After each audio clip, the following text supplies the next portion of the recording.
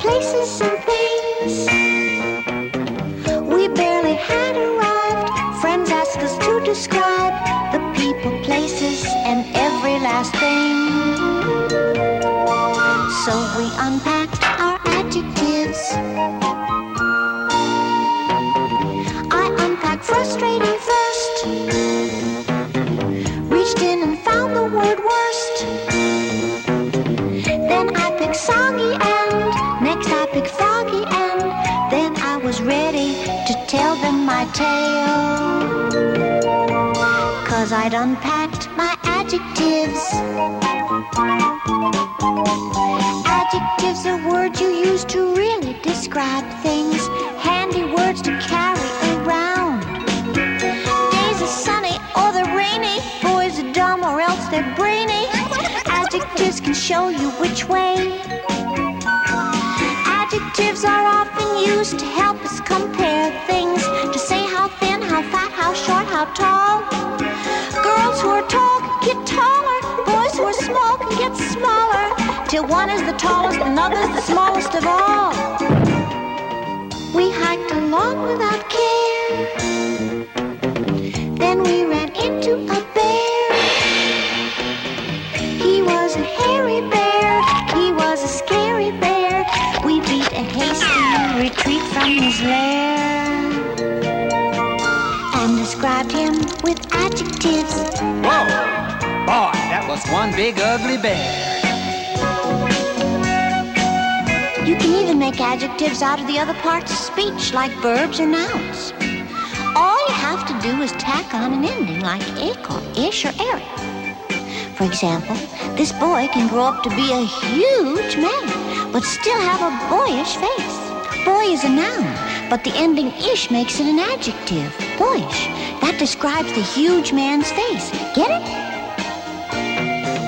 Next time you go on a trip, remember this little tip.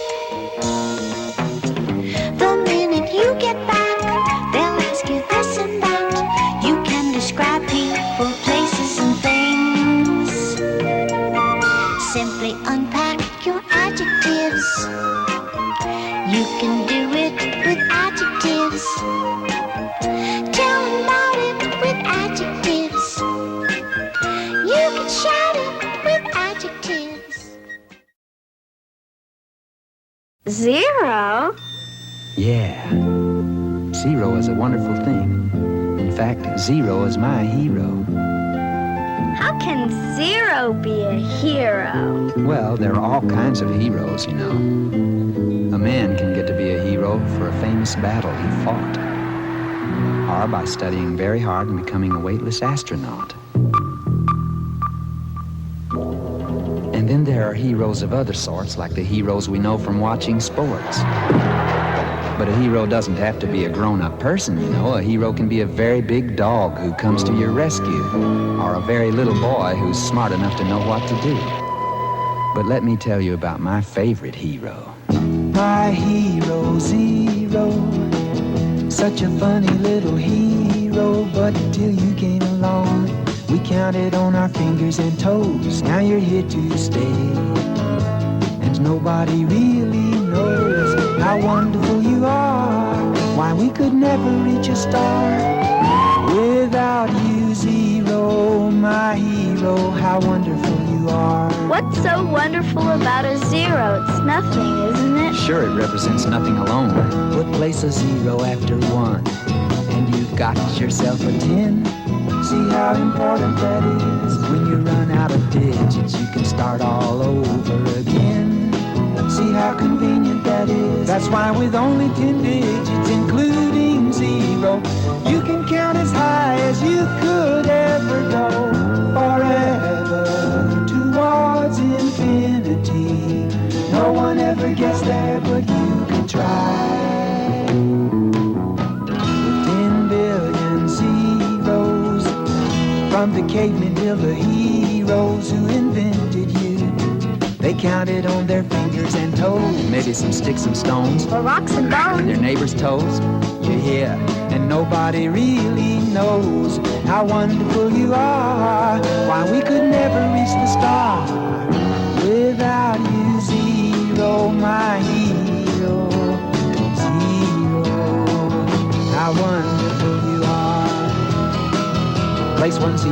after any number, and you've multiplied that number by 10. See how easy that is. Place 2 zeros after any number, and you've multiplied that number by 100. See how simple that is. Place 3 zeros after any number, and you've multiplied that number by 1,000, etc., etc., ad infinitum, ad astra, forever and ever, with zero, my hero, how wonderful you are.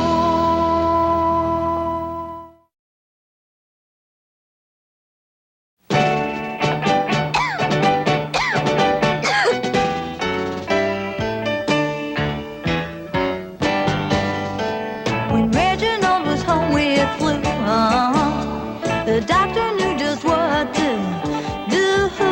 He cured the infection with one small injection, while Reginald uttered some interjections. Hey, that's smart! Ouch, that hurts! Yeah, that's not fair! Giving a guy a shot down there! Interjections. Hey! Excitement. Yeah! Ouch! They're generally set apart from a sentence by an exclamation point, or by a comma when the feeling's not as strong. Though Geraldine played hard to get, Geraldo knew he'd woo her. Yes, he showed his affection despite her objections, and Geraldine hollered some interjections. Well, you've got some nerve. Oh, I've never been so insulted in all my life. Hey, you're kind of cute. Interjections. Well, show excitement or emotion. Hey. They're generally set apart from a sentence by an exclamation point, or by a comma when the feeling's not as strong. So when you're happy, Hooray! or sad, Aw! or frightened, Eek! or mad, Rats! or excited, Wow! or glad, Hey! an interjection starts a sentence right.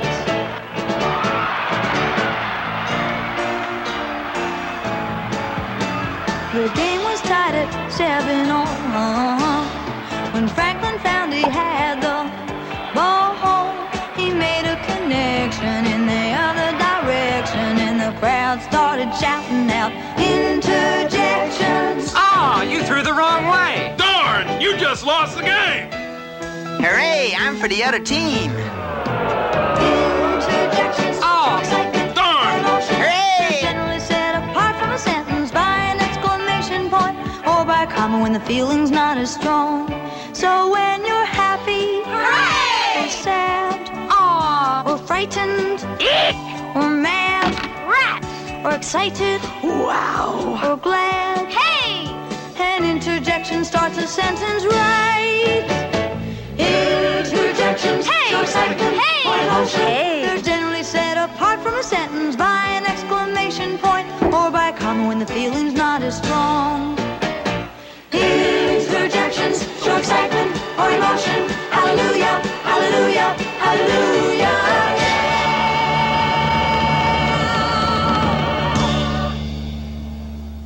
Darn, that's the end.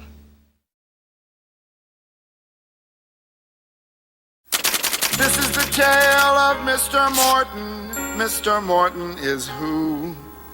He is the subject of our tale, and the predicate tells what Mr. Morton must do.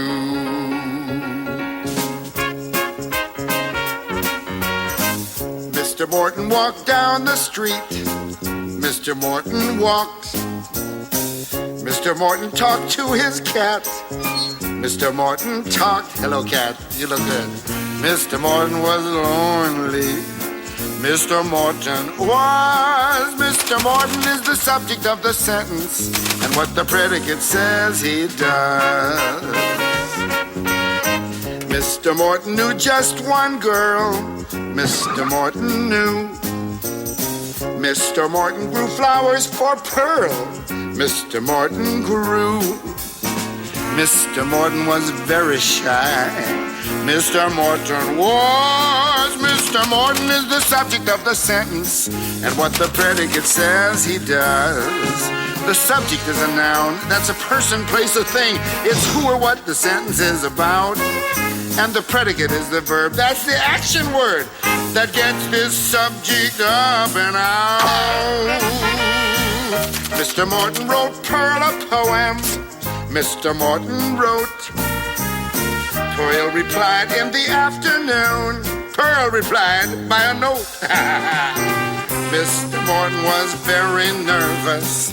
Mr. Morton was. Mr. Morton is the subject of the sentence, and what the predicate says he does. The cat stretched, the sun beat down, a neighbor chased his kid. Come here, kid, come on. Each sentence is completed when you know what the subject did. Mr. Morton knocked on her door. Mr. Morton knocked.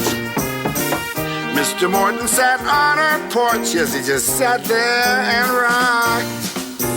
Mr. Morton was a nervous man. When she opened up the door, he ran.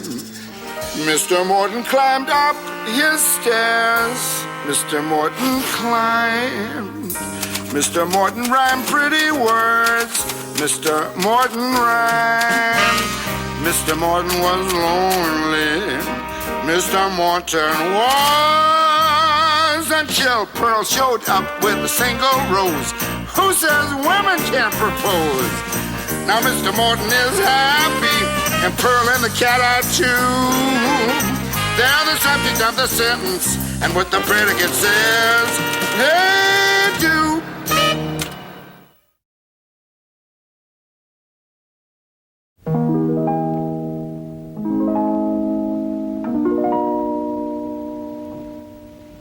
Three is a magic number. Yes, it is. It's a magic number. Somewhere in the ancient mystic trinity, you get three as a magic number. The past and the present and the future, faith and hope and charity, the heart and the brain and the body give you three as a magic number. It takes three legs to make a tripod or to make a table stand. It takes three wheels to make a vehicle called a tricycle. Every triangle has three corners. Every triangle has three sides. No more, no less. You don't have to guess. When it's three, you can see it's a magic number. A man and a woman had a little baby. Yes, they did. They had three in the family. That's a magic number. 3, 6, 9, 12, 15, 18, 21, 24, 27, 30. 3, 6, 9, 12, 15, 18, 21, 24, 27, 30. Multiply backwards from 3 times 10. 3 times 10 is 30. 3 times 9 is 27. 3 times 8 is 24. 3 times 7 is 21. 3 times 6 is 18. 3 times 5 is 15. 3 times 4 is 12. And 3 times 3 is 9. And 3 times 2 is 6. And 3 times 1 is 3, of course. Now take the pattern once more. 3, 3, 6, 9, 12, 12, 15, 18, 21, 21, 24, 27, 30. Now multiply from 10 backwards. 3 times 10 is 30. Going 3 times 9 is 27. 3 times 8 is 24. 3 times 7 is 21. 3 times 6 is 18. 3 times 5 is 15. 3 times 4 is 12. And 3 times 3 is 9. And 3 times 2 is 6. And 3 times 1. What is it? 3! Yeah, that's a magic number. A man and a woman had a little baby. Yes, they did. They had 3 in the family. That's a magic number.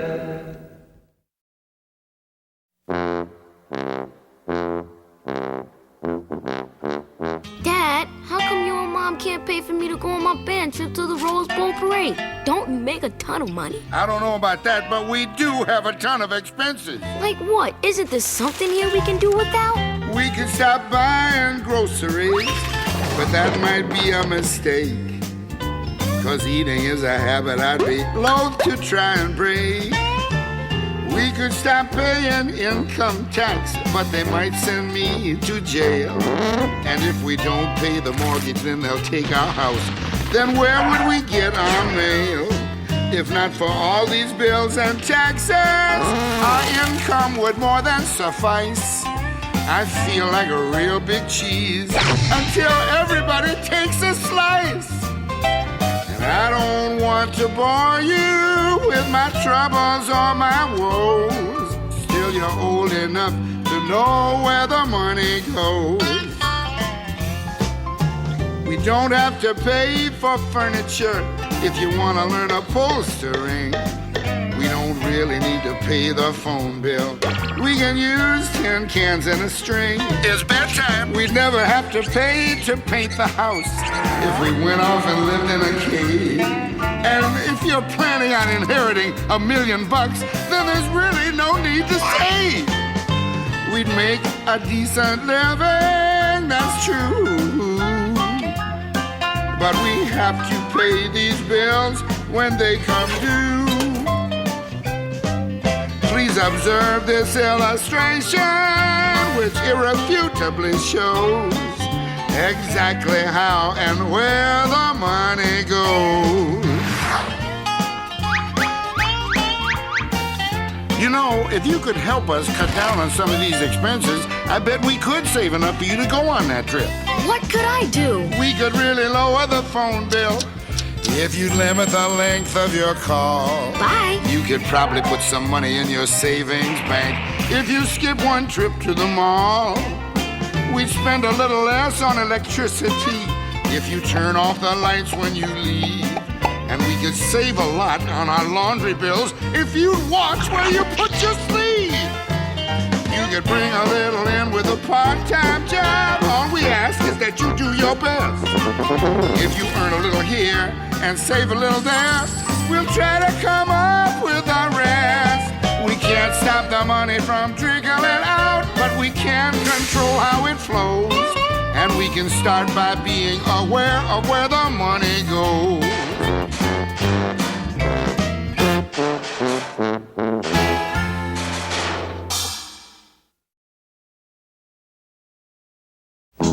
When you're in the dark and you want to see, you need electricity, electricity. Flip that switch and what do you get? You get Electricity, electricity. Every room can now be lit with just Electricity, electricity. Where do you think it all comes from, this powerful? Electricity, electricity. Through high wires to here it comes, they're bringing Electricity, electricity. every building must be wired to use it. Electricity, electricity. Power plants most all use fire to make it Electricity, electricity. burning fuel and using steam they generate. Electricity, electricity. Turn that generator by any means you're making Electricity, electricity. A generator is a machine that contains a powerful magnet that creates a magnetic field. When wires are rotated rapidly through this field, then a current of electricity is produced. Now, if we only had a superhero who could stand here and turn the generator real fast, then we wouldn't need to burn so much fuel to make electricity. Benjamin Franklin flying his kite was searching for Electricity, electricity. He knew that it had something to do with the light, and it's all Electricity, electricity. rubbing a comb with wool or fur will give you a charge of static electricity. Stroking a cat to make it purr you're building up static electricity. Electricity. Electricity at rest is called static electricity. Like in the winter, wearing a heavy coat, you get a shock off the doorknob, or you scrape across the carpet and sneak up on your very best friend and zap him on the ear with the shock of Electricity. current flowing to and fro makes a circuit of Electricity. Electricity. voltage is the pressure that makes it go. It's pushing a Electricity. Electricity. Watts will tell you just how much you'll be using a Electricity. Electricity. powerful stuff, so watch that plug. It's potent. Electricity. Electricity. Electricity. Electricity. Electricity. Oh, energy. Sometimes I think I'm running out of energy. Seems like we use an awful lot for heating and lighting and driving, reading and writing and jiving. Energy. You'd think we'd be saving it up. Energy. You can get it by damming up a river. Energy. A windmill can make the breeze deliver. But even with milling and damming, our needs are so much more demanding. For energy, we have to use some kind of fuel. Chop, chop, chop. The cavemen used wood to start their fires. Chop, chop, chop. They made all the tools that they require. Chop, chop, chop. Inventions got more and more inspired. The fires got higher and higher, and clearings got wider and wider. Energy, they were burning about all their wood up. Then one day, men discovered that coal would do it better. Miners dug, and it looked like it might just last forever. It seemed like the final solution. It started the Industrial Revolution. Energy, we could just keep on digging it up. Now in 1859, way out in western Pennsylvania, a man had built a rig that got some laughs from folks who came there. But suddenly a mighty roar came up from under the ground. Soon a gushing oil soaked all who stood around. Now no one knew when that gusher blew the petroleum years were honest, or that so many cars and trucks would come to cause a crisis. Energy, we're looking to try and find some new kinds. Energy, exploring to try and make a new find. Nuclear and thermal and solar. If we miss, we'll get colder and colder. Energy, we gotta stop using you up. So don't be cross when mama says turn that extra light out. Just turn it off till we find us a fuel that never runs out. If everyone tries a bit harder, fuel will go farther and farther. Energy, we're gonna be stretching you out.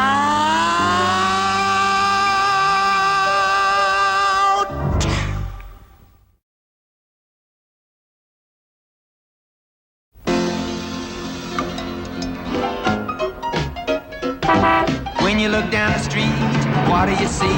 The street is overflowing with a lot of machines. Now I don't mean the buses, the trucks or cars. I'm talking about the people, yeah, you know who they are.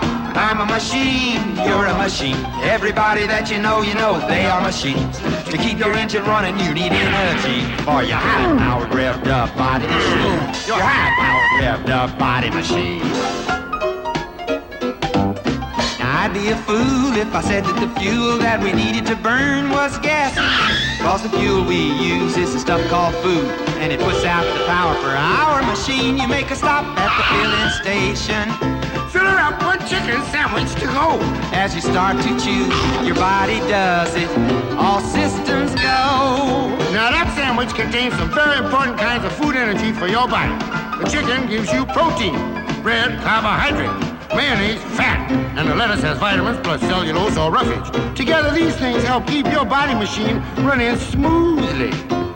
First the saliva, kinda like a driver. Move to the rear of the mouth. But what it's doing, along with teeth the chewing, is taking food and breaking it down. Down to the stomach, the food is pushed. The esophagus does its stuff. And the stomach starts. Look at those moving parts. As the body machine turns up.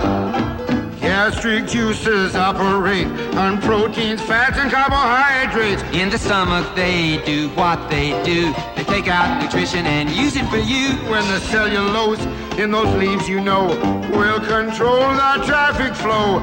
Helps the food to move along so the good stays in and the bad gets gone. I'm a machine, you're a machine. Everybody that you know they are machines. To keep your engine running, you need energy for your high-powered, revved-up body machine. Your high-powered, revved-up body machine. Then the small intestine does most of your digesting by sending all the nutrients in through the villi, which look a little silly, but act as little vents. The bloodstream passes the nutrients it catches and takes them to the cells you see. You use what it delivers and store some in the liver for future energy. I'm a machine, you're a machine. Everybody that you know they are machines. To keep your engine running, you need energy for your high-powered, revved-up body machine. Your high-powered, revved-up body machine. Your high-powered, revved-up, complicated, tuned-up, fascinating body machine. Take care of that machine. You got such a great model there, honey. Give it the right fuel. High protein, low calorie. Take it out for a spin every day.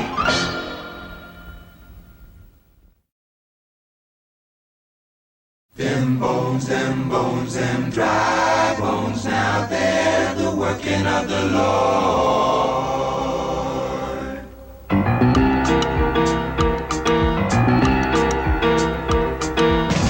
Bones are heard of, but seldom seen, except each year round Halloween.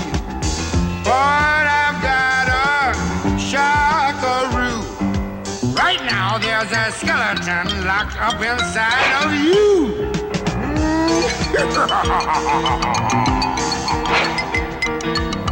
Minus bones, you're just a blob. Being frameworks, their main job. All your organs, muscles too, they need your bones to hold them safe and sound inside for you. Your heart and lungs are tucked away and they're behind your ribs. Those bones have been protecting them since we were little kids. Look out! Here comes a bonehead plane!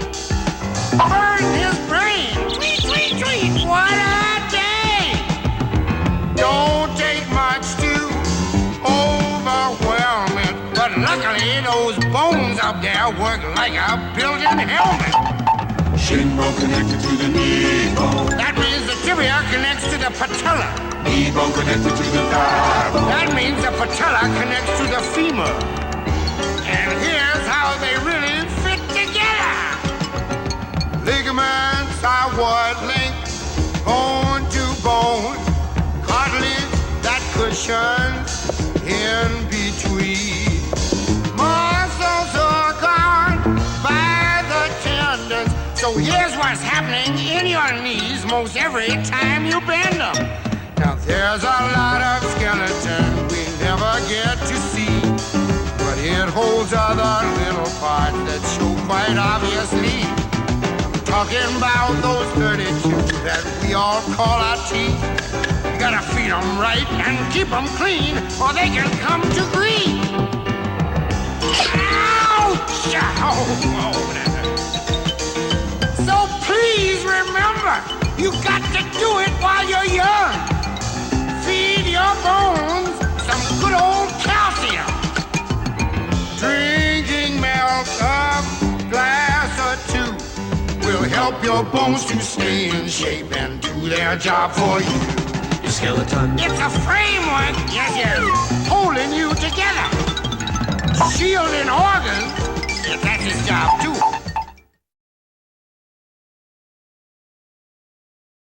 Down, down, down, down, gravity. Help and wash the dishes, and I drop a cup. Why does everything fall down instead of up? Riding up the hill I spill and hit the ground. Wish I could fall up instead of always falling down. Down, down, down, down. I'm a victim of gravity. Everything keeps falling down on me. No matter where I go, the force is there, I know. Down, down, down, down, down. It's all around town now. It's like a magnet deep inside the ground. When I lift something up, I can feel it pulling down. It pulls me in the pool. It pulls rain down on me. I'm a victim of down, down, down, down gravity. Yeah. Galileo, Galilei. He made experiments with a force he couldn't see. Galileo, that all things came to Earth at the very same speed. Yeah. Galileo, but that was due to gravity. The moon goes round the earth and shines its silver light. The earth goes round the sun, makes the seasons right. It is love that makes the world go round, you see. Power of gravity. But please, Don't tell Mary Jean. down, down, down, down. Without Earth's gravity to keep us in our place, we'd have no weight at all. I'll be in outer space. The sea would float away, and so would fields and towns. Down, down, down, down, down. Yeah. Isaac Newton underneath the apple tree. One hit him on the head, he said that must be gravity. Newton's law of gravity says that every object in the universe pulls on every other object. The bigger the object, the stronger the pull. But the greater the distance between the objects, the weaker the pull becomes. Come back, Mary Jean. Don't call me clumsy, don't call me a fool. When things fall down on me, I'm following the rule. The rule that says that what goes up comes down like me. I'm a victim of Down, down, down, down, gravity. Shooby-doo, down, down, down.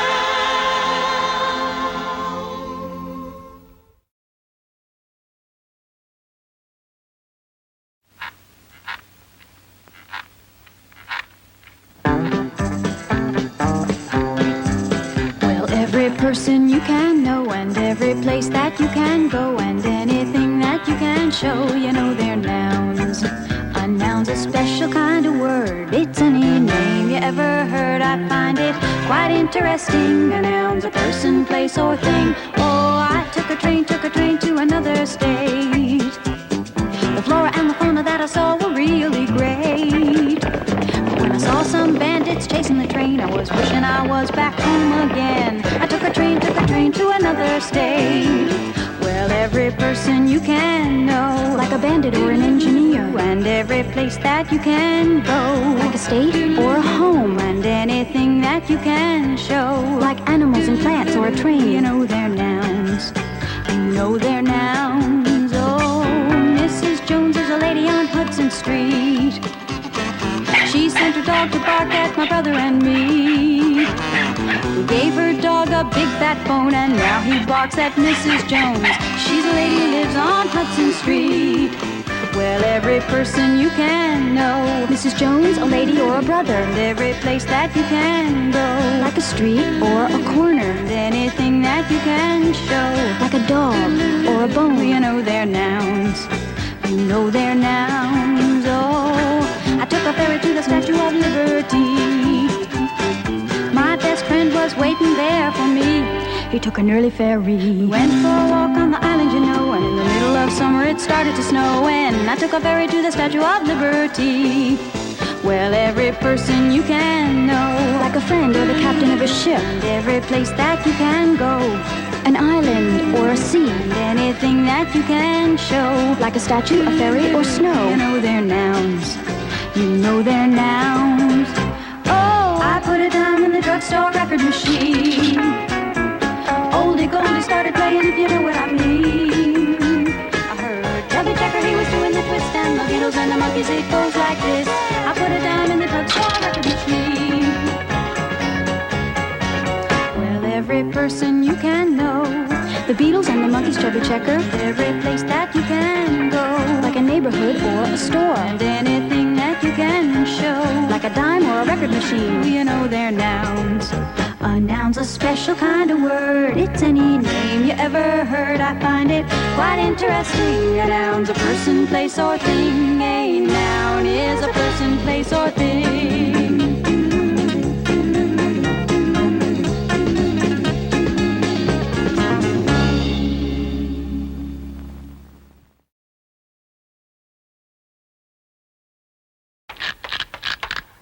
Number 9.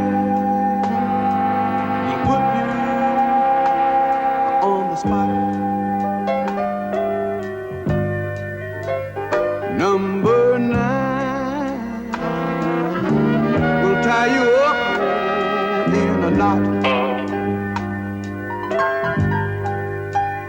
When you're trying, multiplying by 9, you might give it everything you've got and still be stopped.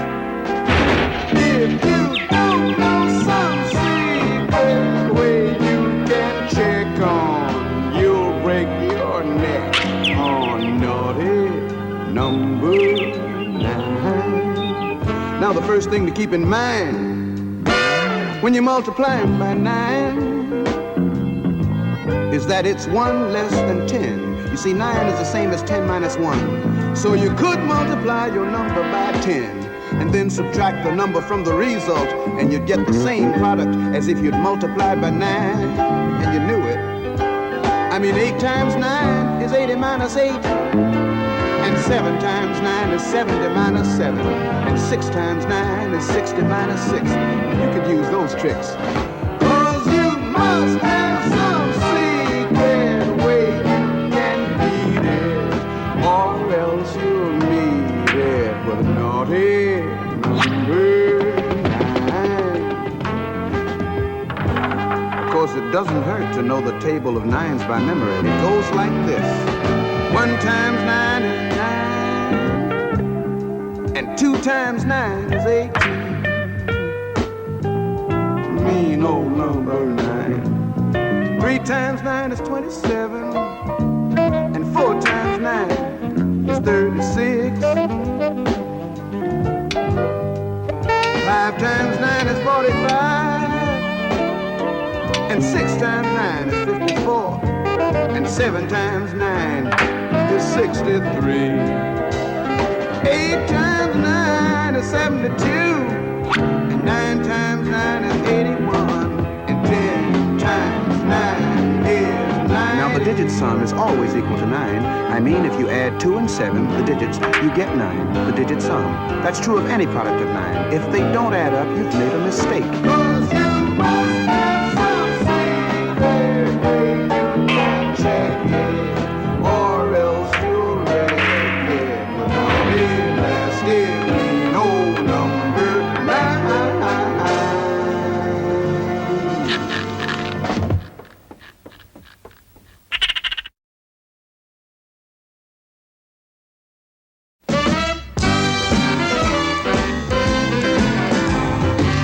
Conjunction, junction, what's your function? Hooking up words and phrases and clauses. Conjunction, junction, how's that function? I got 3 favorite cars that get most of my job done. Conjunction, junction, what's their function? I got and, but, and or. They'll get you pretty far. And, that's an additive, like this and that. But, that's sort of the opposite. Not this, but that. And then there's or, O-R. When you have a choice like this or that. And, but, no. Conjunction, what's your function? Hooking up two boxcars and making them run right. Milk and honey, bread and butter, peas and rice. Hey, that's nice. Dirty but happy, digging and scratching, losing your shoe and a button or two. He's poor but honest, sad but true. Boo-hoo! Conjunction, junction, what's your function? Hooking up two cars to one when you say something like this. Choice, either now or later, or no choice. Neither now nor ever. Hey, that's clever. Eat this or that, grow thin or fat. Never mind, I wouldn't do that, I'm fat enough now. Conjunction, junction, what's your function? Hooking up phrases and clauses that balance like out of the frying pan and into the fire. He cut loose the sandbags, but the balloon wouldn't go any higher. Let's go up to the mountains or down to the seas. You should always say thank you or at least say please. Conjunction, junction, what's your function? Hooking up words and phrases and clauses in complex sentences like in the mornings when I'm usually wide awake, I love to take a walk through the gardens and down by the lake where I often see a duck and a drake. And I wonder as I walk by just what they'd say if they could speak. Although I know that's an absurd thought. Conjunction, junction, what's your function?